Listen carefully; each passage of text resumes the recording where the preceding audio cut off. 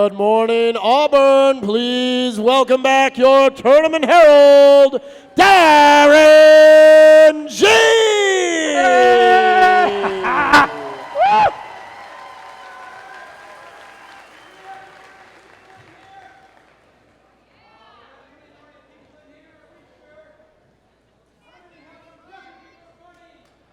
Hey, Darren, Hey, Darren, turn on your microphone.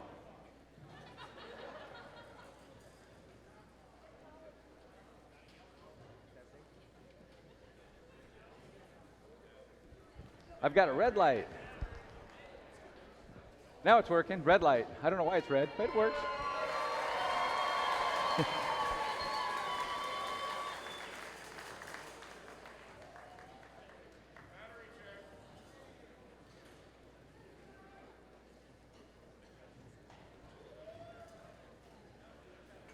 All right, we know what's going on around here. All right, so let's try it again. Do we have any morning people here? Yeah, there we go. Do we have any no morning people here? Wake me in the afternoon. By the way, that is all the students. So as I was looking through all the quals and all the listings that's going on back there, we had an amazing day here yesterday. We have teams starting to hang. I think I've seen more hanging teams here, and a rookie team hanging here.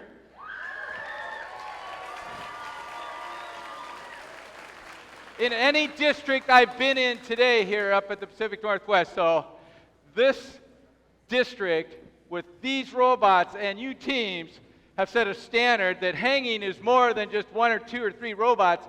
There's 4 or 5, 6 robots possibly that's going to be hanging now. And I think that's awesome. You guys give me a great hand for that.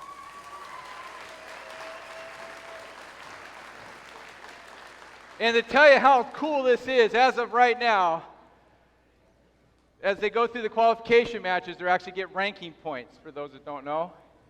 And right now, first place and second place, they're at 24 ranking points. The difference between first and second and 7 and 8, which is the top 8 teams, is 4 ranking points. So it's 20 ranking points for 7 8. So this game, because teams got about 3 matches to go, can change in an instant. And the reason I say that is because you can get 4 ranking points, and if you get 4 and 7, automatically that boosts you 7 ranking points, right? Pretty good deal. So anything can go. So if you're down there on the bubble of 15th or so, 20th, you can still be in that top 8. So don't give up, because your robots are ready to go.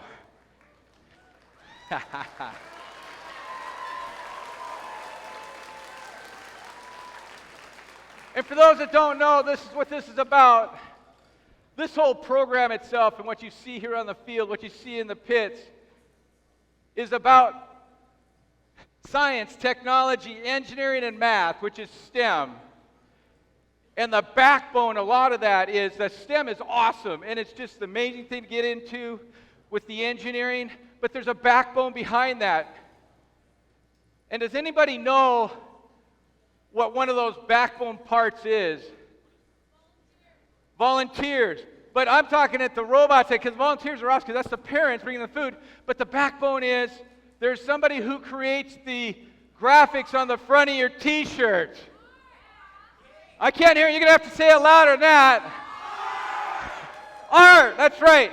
The ones who created all your banners, who make up the cool pictures.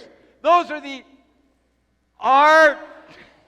So there's art behind that. So if you're not into that electronics and the engineering side of that, but you're that right brain person, you got the creativity and the things like that make your robot glow, because you got some really cool lights or LEDs or bling or something like that. That's the art students behind that view. So if you have that art background, that's awesome. If you got another background, they call it NEMO, the non-engineering mentor type person. You're the project management, the finance person, the scheduling person. That is part of this whole program. So remember, you're a backbone of something that helps this get to where it's at today. So if that's your side, welcome, because you're part of this competition too. And I give you a hand for that.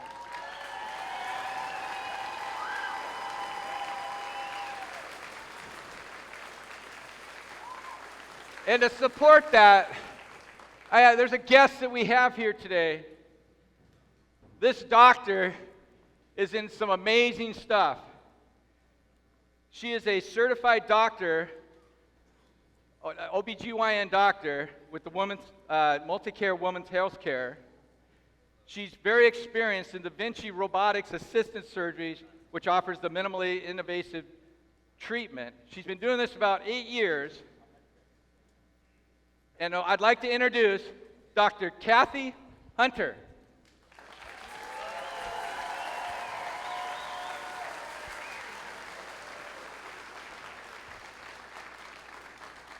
Good morning.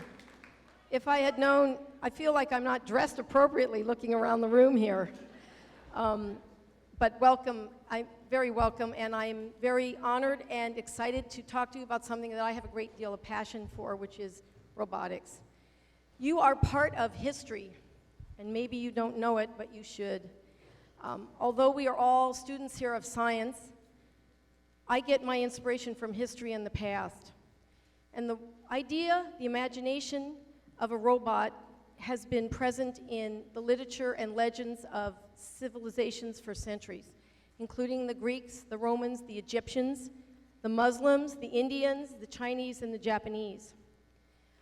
Leonardo da Vinci designed the first humanoid robot in 1495, although we don't know if he ever actually built it. The word robot, in case you don't know because you use it all the time, comes from the Czech word robota, which means servitude. And Isaac Asimov coined the word robotics in his book, The 3 Laws of Robotics, from this word. Fast forward to now, where we have robotics infusing almost every part of our lives. We are going to have robots driving our cars. We have them delivering our mail and packages. We have them helping us explore space, protect our policemen when they have to go look for bombs, and things like that. So we have robots everywhere. And that's because of people's imagination. This is not about just knowledge, but it is about imagination. In medicine, robots have been a game changer. And my juncture with the history of robotics came when I first started using a robot in 2008. I had been doing laparoscopic or minimally invasive surgery for many years before that, what's called straight stick now.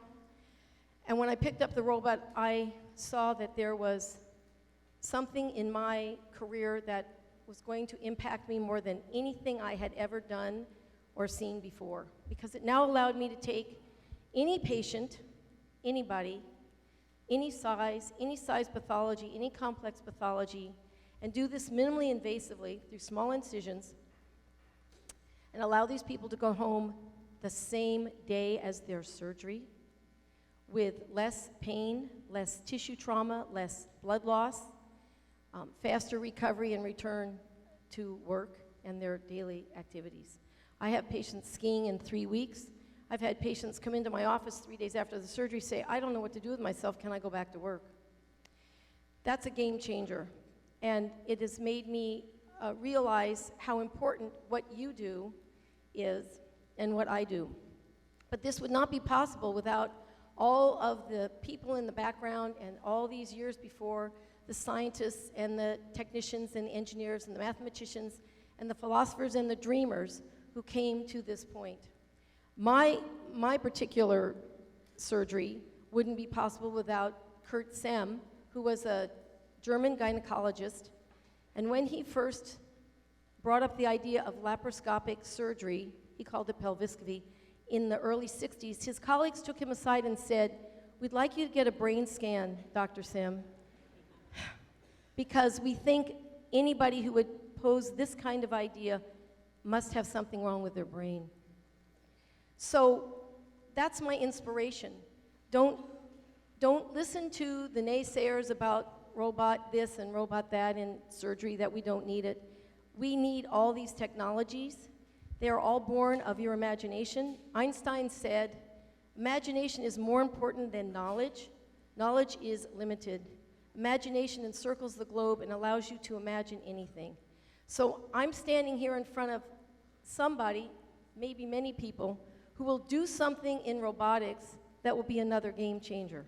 And I'm honored. So thank you. And good luck. All right. Thank you, Dr. Hunter.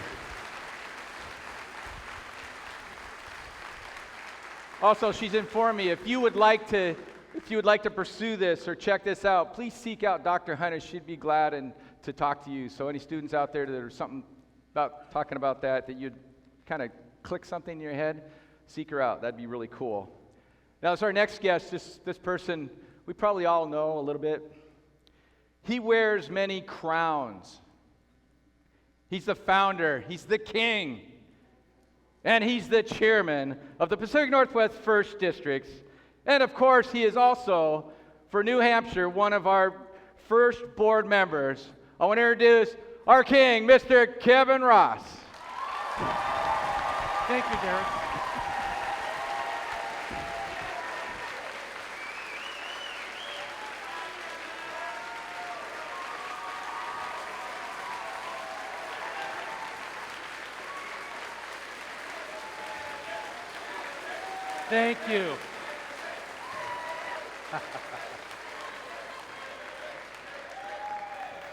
Thank you. Thank you so much. I hope you guys realize what an absolute honor it is to work with all of the teams and all of the volunteers and everybody who's involved in the FRC community. That was just some stuff. It wasn't a person. We're okay. So, as you know, most of you know, I'm going into my last year.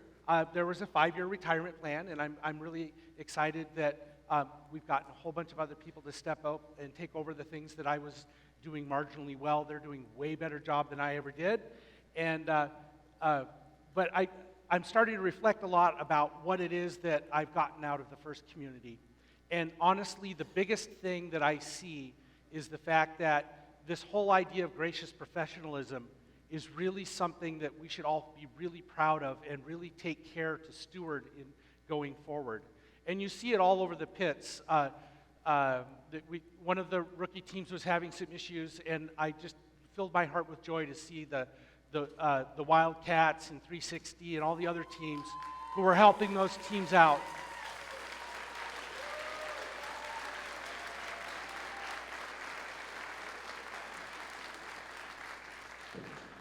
And I think if you don't take anything else from this entire experience, please take with you the idea that if you work together with other people, even if they're your biggest competitor, working together with them is a much easier relationship to manage than trying to set up an adversarial system.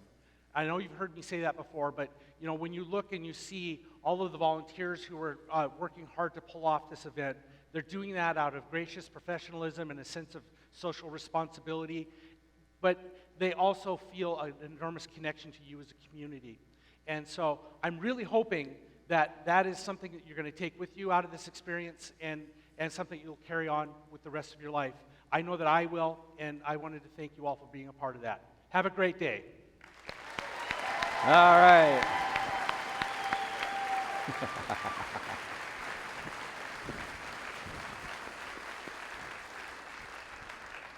And also, we have some amazing guests here that are just part of our environment, but they actually put in tons of hours. They work through their lunches. They work through everything, and it's just long days for them.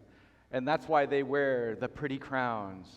I want to introduce and have our judges stand up, turn around, say wave, crowd real quick.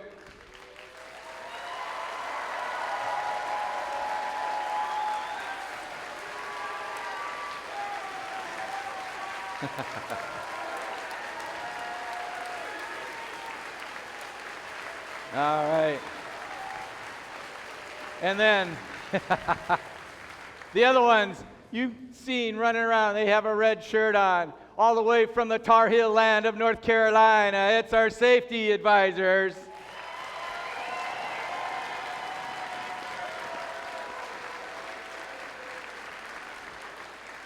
And of course, our favorite people, because they make all the right choices per the book, it's our referees.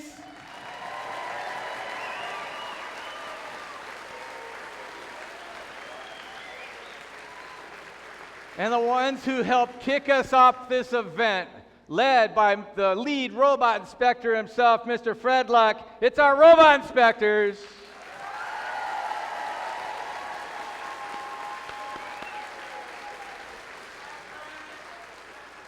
And a reminder, if you need spare parts and or inspection again, because you probably will if you're going to be part of the Alliance selection, go to the small gym, because that's where all that fun stuff is now. They've moved it a little bit closer, so you don't have to run the mile. That's a good thing, trust me. Okay, so there's an amazing award that's given out as part of a nomination on teams, and one of the things is that this award is based off what the teams have made as submission, and that's typically the student submissions for this. And this is a Mentors Award that's given out every year through FIRST, goes through the finalists, will be selected at the Pacific Northwest Championship down in Portland. And the nominees we have today are the ones that are basically going to, for this district. So the nominees are here at this district. So if you thought your team was going to be there and your team isn't here, you probably Woody Flowers' nomination wouldn't probably show up here. So just to let you know, because there's some confusion on what the Woody Flowers was on that selection criteria. And this is more of the mentor. This is the mentor who's made an impact to the team, that has taken the team or supported the team up to the next level, that's really made a scene at the team that's helped them. So I think do they have a list of the nominees? So there's a list of our nominees for our Woody Flowers.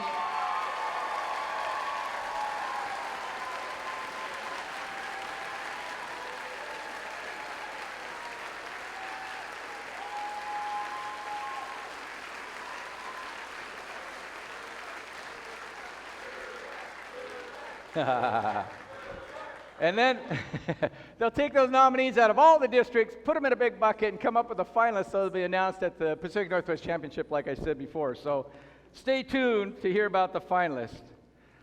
And the other ones we really want to recognize, you see them walking around here, they have a shirt on the back that says volunteer. It's the white t-shirts. And if you're a really special person, you have a blue t-shirt.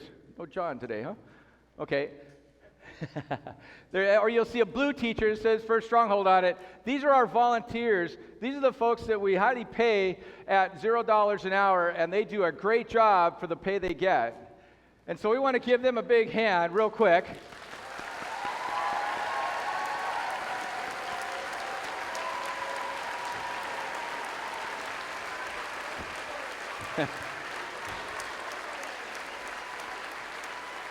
But wait, there's more. Students, you look down in your bleachers right now. Next to you are your mentors, your coaches, your grandparents, your siblings, your aunts, your uncles, everybody who brought you breakfast, lunch, and dinner to help you build this robot, stayed up late with you, making that bag tag by 11:59 and 59 seconds on that Tuesday morning or Wednesday morning. So we want to give those folks a big hand too for the hard work they're doing. So students, I want to hear it loud.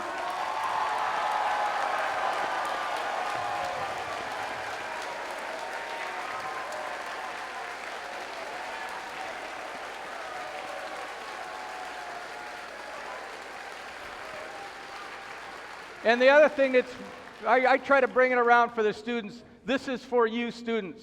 And by the way, this does not come free. This takes a little bit of labor, and it's called labor of love. You put a little bit of labor and love in this, you could possibly be a recipient of the $20 million in scholarship money sitting out there for colleges and universities for you students. The bad news is you don't get a letter in the mail if you don't send anything. That means you have to invest your time. You're going to have to do the 1,000-word essay or the 2,000, whatever they expect. But it's worth every penny. And as a parent of a student who had a tuition of just $40,000 a year, if my student would have written a few scholarship letters, my payment of that $40,000 a year probably hopefully would have been around like $20,000 a year. Okay? So students, help your folks out and go get those scholarships. Because in the end, the money's sitting there for FIRST students. It's not sitting there for the ones that don't participate here. It's for you students out there that are part of FIRST. So please make the effort, be proactive and go out there and get that scholarship cash, because in the end, if it's just $1,500, you know what? You can get a brand new laptop for that. Just saying.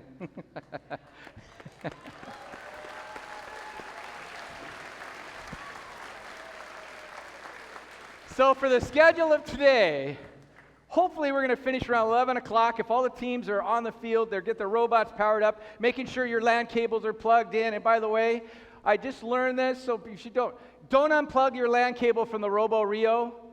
If you're going to tether, plug it into your router. There's 2 inputs. Okay? So you should never have your LAN cable unplugged for your Robo Rio. I think our friend Leo, glad I said that, because that was been a big issue we had here. We're going to hopefully finish about 11.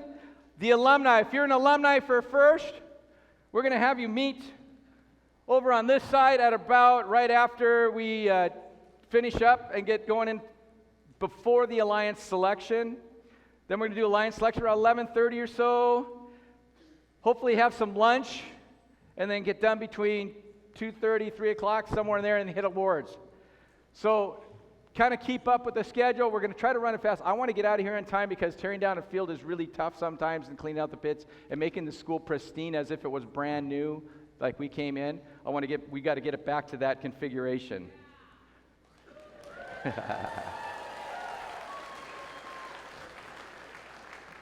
So let's all stand up. Come on, everybody stand up.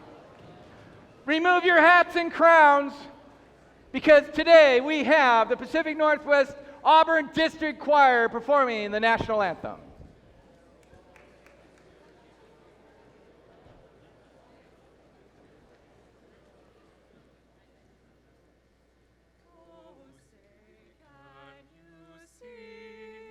By the dawn's early light, what so proudly we hailed at the twilight's last gleaming, whose broad stripes and bright stars through the perilous fight, o'er the ramparts we watched were so gallantly streaming, and the rockets' red glare, the bombs bursting in air, gave proof through the night that our flag was still there.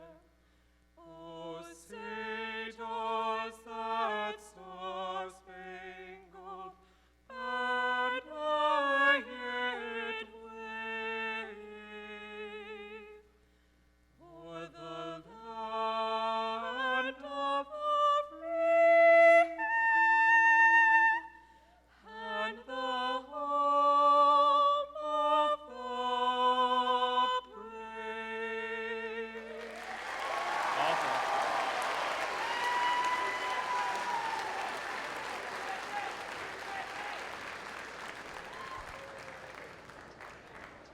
That was awesome. Hear ye, hear ye, hear ye! Let the tournament games begin! Drivers, kingdoms, come out and power up your robots! And as you hear it, the voice behind the game, the one, the only, it's Brett Wartzman, our game What's happening, Auburn? Let's play some robots.